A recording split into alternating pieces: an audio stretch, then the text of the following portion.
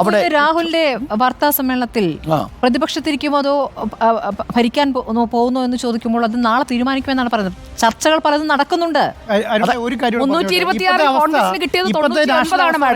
ഇപ്പോഴത്തെ national house പറയട്ടെ, BJP 238, TDP 16, JDU 12, Shiv Sena 7, പിന്നെ LJP Ramvilas പാസ്വാനാണ് 5, RLD 2, JSP 2, JDS 2, HMS 1, അകാലിദളാണ് തോന്നുന്നുണ്ട്, ADAL അകാലിദൾ 1, AJP 1, UPPL 1, പിന്നെ NCP 1.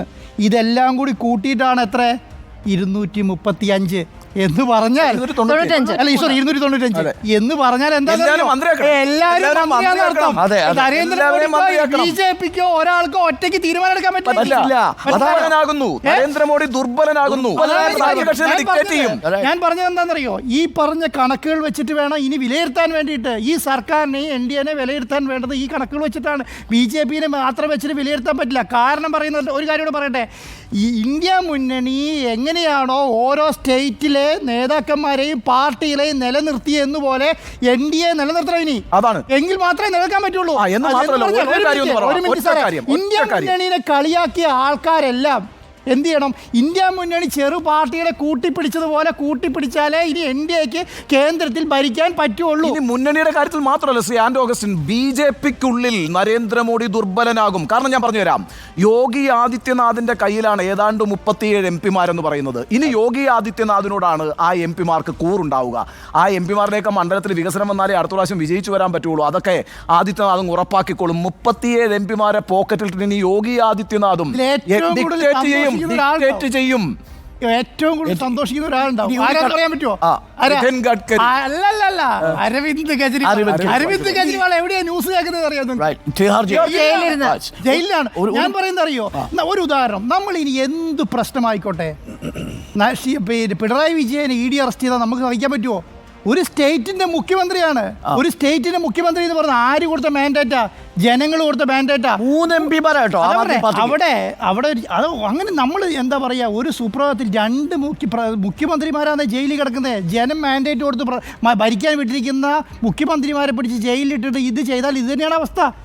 നോക്കൂ, ഇനി വരാൻ പോകുന്ന ഒരു ട്വിസ്റ്റിനെ കുറിച്ചും ഡ്രാമയെക്കുറിച്ചും കൂടി നേരത്തെ സ്മൃതി അത് സൂചിപ്പിച്ചു. നാളെ ഒരു പക്ഷേ അധികാരത്തിൽ ഇന്ത്യ മുന്നണി വരില്ലെന്ന് എങ്ങനെ ഉറപ്പിക്കാൻ പറ്റും? ആ ഘടകകക്ഷികളുടെ സംഖ്യ നോക്കൂ, 16 TDP അല്ലേ, 12 JDU, 7 ശിവസേന ഷിൻഡെ വിഭാഗം, 16, 12, 28, 35 സീറ്റുകൾ 3 പാർട്ടികളുടെ കൈകളിലാണ്. നിലവിൽ നമ്മുടെ ടാലി ഇപ്പോൾ പോകുന്നത് 293 293-ൽ ഇപ്പോൾ ഇന്ത്യ ടുഡേയുടെ കണക്ക് പ്രകാരം 290 ലീഡ് ചെയ്യുന്നുള്ളൂ എന്നാണ്.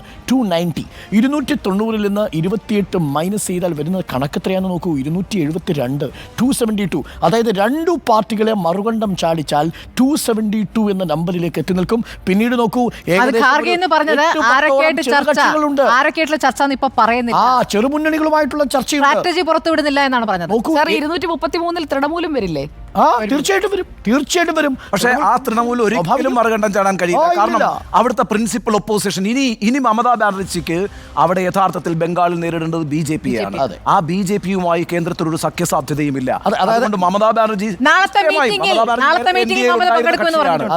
നേരത്തെ NDAയിൽ ഉണ്ടായിരുന്ന കക്ഷിയാണ് മമതാ ബാനർജി എന്ന കാര്യത്തിൽ സംശയമൊന്നുമില്ല. പക്ഷേ ഇപ്പോൾ മമതാ ബാനർജിയുടെ ശത്രു സംസ്ഥാന തലത്തിൽ BJP-യാണ്. ആ BJP-യുമായി ചേർന്നൊരു ഐക്യം കേന്ദ്രത്തിൽ ഉണ്ടാക്കാൻ മമതാ ബാനർജിക്ക്